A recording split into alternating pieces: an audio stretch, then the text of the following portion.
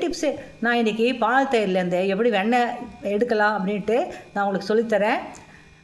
முதல்ல பால்லாம் வாங்கினோடனே காய்ச்சிடுவோம் இல்லையா, காய்ச்சின ஆறின உடனே அதில் ஏடு கிடைக்கும். அந்த ஏடை எடுத்து ஒரு பாத்திரத்தில் போட்டு வச்சுக்கோங்க. அதே மாதிரி தயிரில் இருக்கிற ஏடையும் எடுத்து பாத்திரத்தில் போட்டு வச்சுக்கோங்க. இதை அப்படியே ஃப்ரீசரில் வச்சுருங்க. அப்புறம் இதே மாதிரி 1 மாதம் 1.5 மாதத்துக்கு தினம் ஏடு எடுத்து ஃப்ரீசரில் வச்சுட்டு அந்த பாத்திரம் ரொம்பினோடனே அதை என்ன பண்ணுங்கள், வெளியில் ரூம் டெம்பரேச்சரில் வச்சுருங்க. அப்புறம் அது ஆறின உடனே அதை எடுத்து மிக்ஸி ஜாரில் போட்டுவிட்டு மிக்ஸி ஜாரில் அரை ஜாருக்கு தண்ணி போட்டு அது ஒரு 4-5 ஐஸ் க்யூப் போட்டுருங்க. அப்புறம் அப்படியே அதை ஒரு பல்ஸ் மோடில் வச்சு ஒரு சுற்றினீங்கன்னா அதில் அந்த வெண்ணெய் திரண்டு வருது அந்த மிக்ஸி ஜார் வழியாலேயே நமக்கு தெரியும்.